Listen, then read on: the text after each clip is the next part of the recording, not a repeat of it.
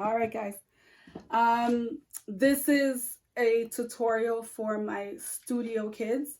We're in quarantine right now, and normally I would ask you guys to do a portrait photography. I'm asking you guys to do a recreation shot later on, but I need you to understand some lighting techniques that you're gonna need to use at home with light that's like stationary. I can't move it, right? Like it is what it is. I'm going to show you a different one using a lamp. The next thing that I want to talk about is using the background. Like it is what it is. You have a home that's already decorated for you, but you can use whatever you have. So I use my daughter's bedroom because I like this blue in her room. I like the fact that she's got these like little fairy lights behind her. So we're going to use this as my background. All right. I have her right now sitting up against the wall, and I'm asking her right now to take off her scrunchie that she's got on her hand. You want to make sure, can you tuck in your straps too? Yep. So you want to make sure that your model looks their best, right? So things that you wouldn't necessarily think about looking for in your model is looking for how their hair looks like, right? Do they have like flyaways? So try to fix that for them.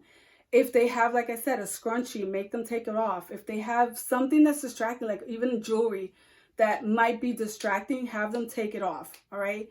If they have like an undershirt and it's showing, have them tuck them in, all right? So you're trying to make sure that your model looks their best. A lot of times what I notice is that you have perfected selfies. Like I watch you guys in class with your cell phones and you perfect your selfies. You're looking at lighting, like how the light is hitting your face. Intuitively, you're looking at shadows and you understand what angles are best for you. And I need you to apply those same rules for someone else. So we're going to be looking at lighting for her and shadows as well. I'm not going to go through the whole split light and Rembrandt and loop lighting and all that like I had you guys do in photo 1. But I still want to have, what I'm going to try to do with this shot is like a cross between broad light and Rembrandt. Like, so a little bit more light on the eye than the Rembrandt. And that's why I have her like in this angle. So I want some shadow. I might have her hold a mirror to kind of do the loop lighting, to kind of soften the shadows on the right side of her face. And you guys remember loop lighting. So what happens when you're working alone, you can have your model hold a mirror. So that's exactly what I'm going to have her do. So Kenna, can you grab the mirror? And the person knows, like they feel it when that light is being reflected on their face. Like they know. But you also see it as well. All right. So she's got it set like perfectly right now. You might want to come to this angle at least. I have this is Hannah, and she's my oldest. And the person behind the camera is my middle child. My middle child. She's in high school, she's freshman, and she's taking TV production. So she's going to be my camera girl for today and maybe for the rest of the year. Okay, so right now I love this lighting for her, and I'm going to use this. I'm using the screen. Normally I like to look through the viewfinder because I'm a little bit old school. I learned with film. We didn't have screens, so I tend to like go to that sometimes and forget that I have this handy dandy grid here that will allow me to focus on her eye. So that's what I'm doing. Right now she's looking at me straight on. All right, and I'm going to keep her serious for this shot, which is nice. But here's the other thing that I want you guys to do. Can you look to the side? Yeah, awesome. Wait. And now try to look at me. Nope, turn your head that way, but yeah, look at me. Yep. All right, so one of the other things that you want to do, you want to talk to your model, to your client. You don't ever want to take pictures and just have them just sitting there, just silently waiting for you to shoot. Give them some directions. Sometimes I'll use my finger to kind of say, all right, move your head up or move your head down. Or sometimes I'll go, like if it's somebody that I know, I will go and be like, all right, can you like position your head? All right, turn that way, you know? The other thing that you want to think about is angles. You don't, remember, like you don't want to take pictures where the person is, like I said, like with a mugshot. You don't want that. So try different angles. If I want to make her look important, I would be like standing on this. If I want her to look more diminished, like I'm looking down at her, I would stand up. If I want her to look super important, then I'm going to come down from a lower angle. All right. So I never just take one picture. You don't just run with the first shot. There's a quote that says your first 1,000 shots are your worst shots. And that's so true. So make sure that you're putting it on continuous mode. Now I'm going to go old school again, and I'm going to look here. And what happens if I walk in front of the light, because I see how like I block the light? I'm going to move away, and I'm going to have her kind of maybe face me a little bit. And I like this angle a little bit more, right? She's looking at me. Now I'm going to say something stupid. Okay, even if it's not stupid. I'm going to say something stupid, something funny to make the person laugh. And notice what I was doing. I'm pressing the shutter speed continuously. The first few laughs are going to be the worst. You're going to delete those because you don't want your mom to see those on Instagram. Unless you want to make fun of her. So make sure that you delete those. And then somewhere in the middle, you're going to notice that her face is going to relax a little bit more, and the pictures are going to look more like natural. All right.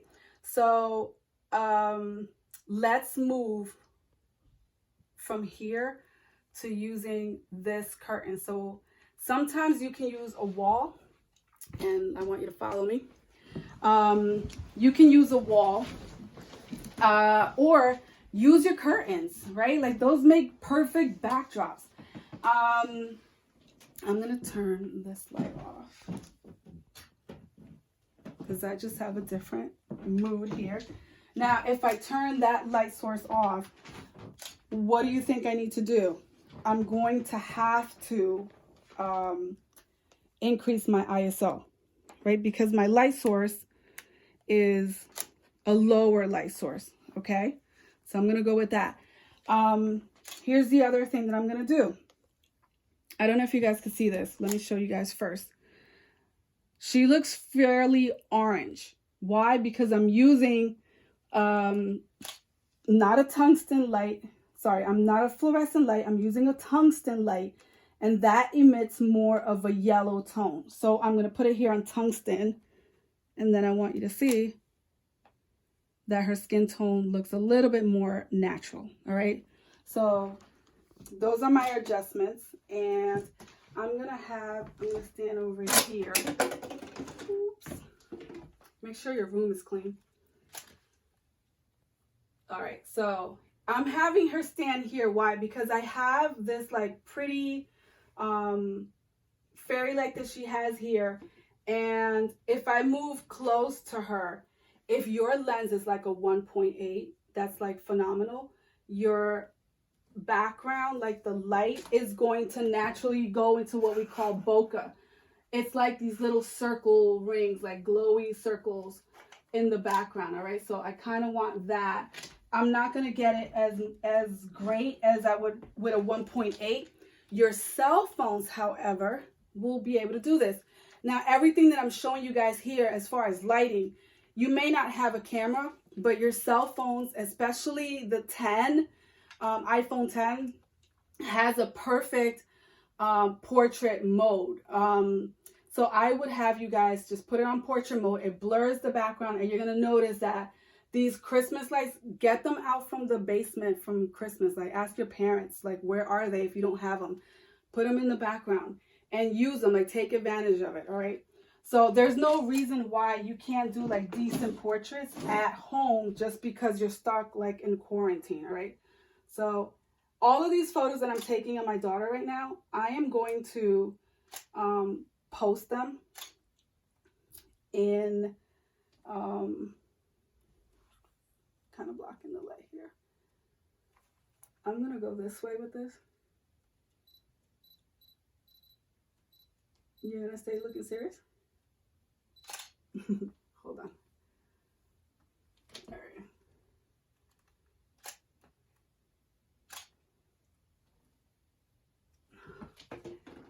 This is so hard.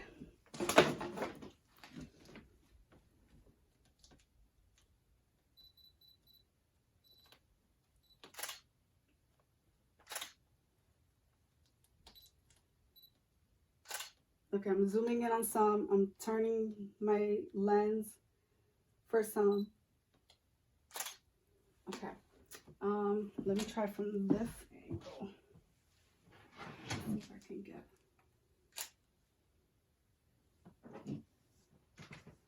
Okay, I'm trying from a different angle. Why? Because there's like light and dark here, like a little bit of a contrast. So can you move a little bit more?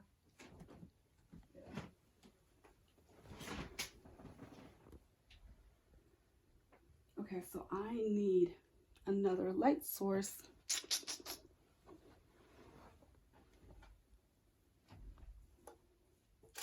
Am I able to bounce that back? Yep.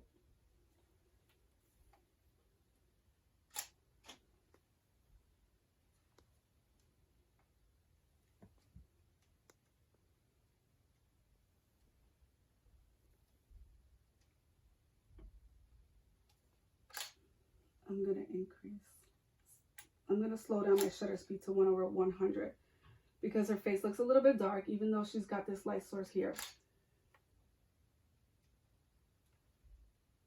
And I'm moving because I don't necessarily, like I want the light.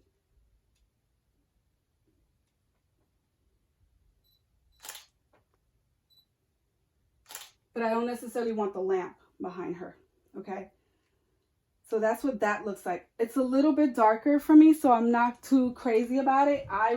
What I would have is maybe someone else with a flashlight or another lamp on the opposite side to kind of light it up. This is what we call backlighting. So that's why I had her kind of move on this side to kind of give her a little bit of a glow on the back of her hair and to light that background a little bit more. And I like the contrast between the light and the dark, like I said. So I want you guys to try these techniques. I'm asking you for anywhere from 3 to 4 portraits. If you watch this with me during the Zoom, then I want you guys to give me 3 portraits. Again, like 3 different angles or 3 different backgrounds, 3 different lighting techniques. And I want you to use that because that's going to help you when you're doing the recreation assignment. You're going to need to understand how to replicate certain lighting effects. All right. Thank you guys. That is all. Raider Nation.